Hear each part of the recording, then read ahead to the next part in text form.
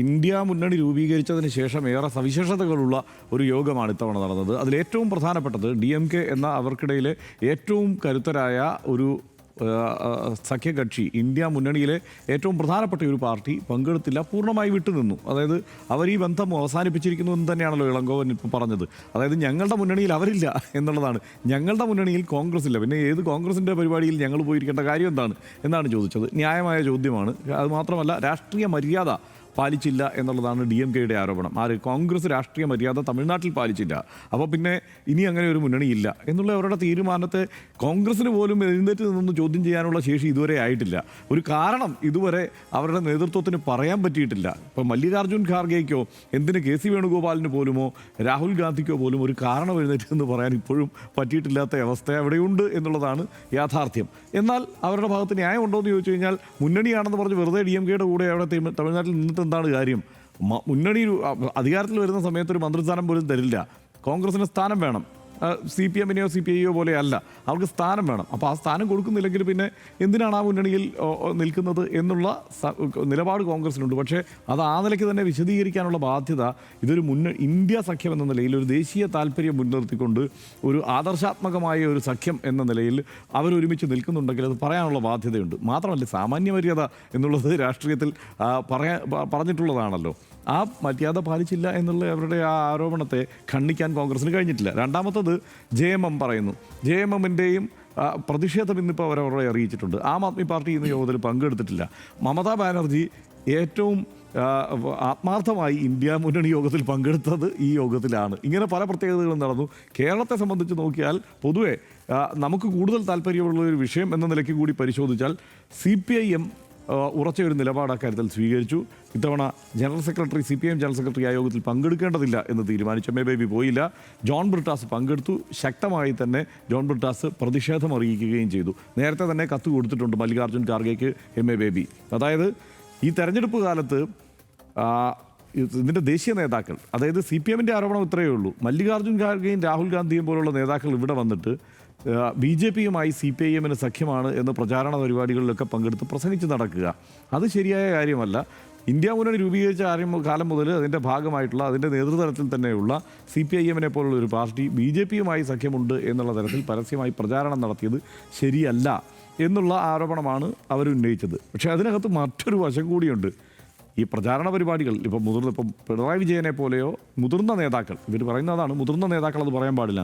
എന്നാൽ താഴെത്തട്ടിലേക്കുള്ള പ്രചാരണത്തിൽ കോൺഗ്രസും BJP-യും തമ്മിലാണ് ഇവിടെ ധാരണ എന്നുള്ള പ്രസംഗം ഇവിടെയും CPM-ൻ്റെ പ്രവർത്തകരും അല്ലെങ്കിൽ രണ്ടാം തിര നേതാക്കന്മാരും ഒക്കെ പലയാവർത്തി നടത്തിയിട്ടുണ്ട് എന്നുള്ളത് വാസ്തവമാണ്. പക്ഷേ കേരളത്തിൻ്റെ രാഷ്ട്രീയ സാഹചര്യത്തിൽ ഇതാണ് ഒരു പ്രധാനപ്പെട്ട ആരോപണമായി മുന്നോട്ട് വയ്ക്കാനുള്ളത്. ജയിച്ചാലും തോറ്റാലും BJP ബന്ധം എന്നുള്ള ആരോപണം കേരളത്തിൽ പതിവായതുകൊണ്ട് ആ ആരോപണം വരുന്നു. പക്ഷേ അത് ഇന്ത്യ മുന്നണി എന്ന നിലയ്ക്ക് നമ്മൾ നോക്കുമ്പോൾ ശരിയാണ്, അവിടെയും ഈ പറയുന്ന വിശാലമായ മര്യാദ എന്നുള്ളത്, രാഷ്ട്രീയ മര്യാദ, കുറെ കൂടി യുക്തിഭദ്രമായ ആരോപണങ്ങൾ ഉന്നയിക്കുക എന്നുള്ളതൊക്കെ പ്രധാനപ്പെട്ട സംഗതിയാണ്. ഇപ്പോൾ ദേശീയ തലത്തിൽ തന്നെ എന്തിനു വേണ്ടിയാണ് ഇങ്ങനെ ഒരു മുന്നണി? അത് BJP എതിർക്കാൻ വേണ്ടി, അല്ലെങ്കിൽ ഇങ്ങനെ ഒരു മുന്നണിയുടെ ആവശ്യമുണ്ടോ? ഇല്ലല്ലോ. BJP എതിർക്കുക എന്നുള്ള ഒറ്റ ലക്ഷ്യം കൊണ്ട് രൂപീകൃതമായ ഒരു മുന്നണി, ആ മുന്നണിയിൽ BJP-യുമായി ബന്ധമുള്ളവരുണ്ട് എന്ന് ആ മുന്നണിയുടെ ഏറ്റവും പ്രധാനപ്പെട്ട പാർട്ടിയുടെ മുതിർന്ന രണ്ട് നേതാക്കൾ, അതായത് അതിൻ്റെ ഏറ്റവും പ്രധാനപ്പെട്ട രണ്ട് നേതാക്കൾ നടന്നു പറയുക എന്നുള്ളതിൽ ഒരു അനൗചിത്യമുണ്ട്. അതൊരു മര്യാദയല്ല, രാഷ്ട്രീയ മര്യാദയല്ല എന്നുള്ള കാര്യത്തിൽ സംശയമൊന്നുമല്ല.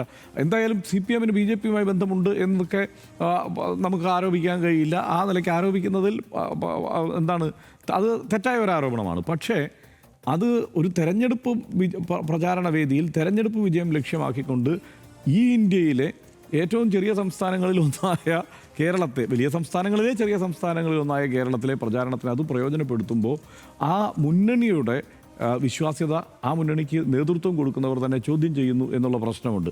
അങ്ങനെയാണെങ്കിൽ CPIM-നെ ഈ മുന്നണിയിൽ നിർത്തരുതല്ലോ, മാറ്റി നിർത്തണം.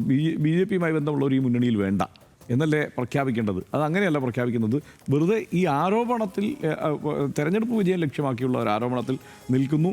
മാത്രമല്ല കേരളത്തിൽ നിന്നുള്ള നേതാക്കളുടെ ഡിക്റ്റേഷൻ അനുസരിച്ചാണ് ഈ ദേശീയ നേതാക്കൾ ഈ വിഷയത്തിൽ കേരളത്തിൽ പ്രചാരണ പ്രവർത്തനങ്ങളിൽ ഏർപ്പെട്ടത് എന്നുള്ള ആരോപണവും നിൽക്കുന്നു. അതുകൊണ്ട് ആ ആരോപണത്തിന് മറുപടി പറയാനും ഇപ്പം വരുന്ന വാർത്തകൾ അനുസരിച്ചാണെങ്കിൽ രാഹുൽ ഗാന്ധി ഏതാണ്ട് സ്വയം വിമർശനപരമായി CPIM ഭാഷയിൽ പറഞ്ഞാൽ സ്വയം വിമർശനപരമായി രാഹുൽ ഗാന്ധി ആ ആരോപണത്തെ ശരിവച്ചു എന്നും അത് വാസ്തവമാണ്, അങ്ങനെ സംഭവിച്ചിട്ടുണ്ട് എന്നുള്ള നിലയ്ക്ക് അത് അംഗീകരിച്ചു എന്നുമാണ് മനസ്സിലാക്കാൻ കഴിയുന്നത്.